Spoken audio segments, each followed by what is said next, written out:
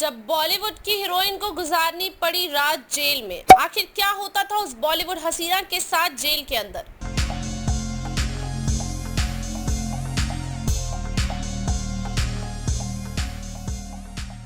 नमस्कार दोस्तों, आप देख रहे हैं वनडे भारत। रिया चक्रवर्ती जो कभी एक सफल अभिनेत्री और मॉडल थी, उन्हें 2020 में सुशांत सिंह राजपूत की मौत के बाद ड्रग्स से जुड़े एक मामले में नारकोटिक्स कंट्रोल ब्यूरो एनसीबी द्वारा गिरफ्तार कर लिया गया था। रिया ने हाल ही में करिश्मा मेहता के पॉडकास्ट में अपने जेल के अनुभव के बारे में खुलकर बात की। रिया ने बताया कि जेल का जीवन कितना अलग और अजीब होता है। उन्होंने कहा, जेल वास्तव में एक बहुत ही अलग दुनिया है, क्योंकि वहाँ कोई समाज नहीं होता। वहाँ एक अजीब सी समानता होती है। हर कोई सिर्फ एक नंबर होता है, एक व्यक्ति नहीं। जेल में आप एक यूटी नंबर बन जाते हैं। यह एक अजीब दुनिया है और एक बहुत ही विकसित भीड़ है, क्योंकि यह सिर्फ मानव भावनाओं का सबसे कच्चा रूप है। यह सिर्फ जीवित रहने की लड़ाई है। हर दिन ऐसा लगता है जैसे एक साल बीत गया हो। रिया ने अपने कठिन समय के बारे में बताते हुए कहा कि उनके लिए जेल में पहले 2 हफ्ते मुश्किल थे।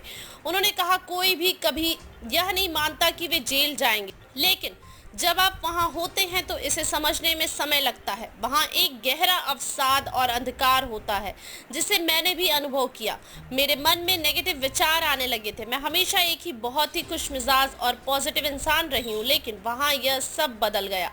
लेकिन अंधेरे के बाद रिया को वहां कुछ रोशनी भी मिली। उन्होंने जेल में अन्य महिलाओं की मदद करने का फैसला किया, जिन्हें कोई उम्मीद नहीं थी। रिया ने उन्हें खुद का एक हिस्सा देने की सोची और वहां योग, डांस और बच्चों को कविताएं सिखाने लगी।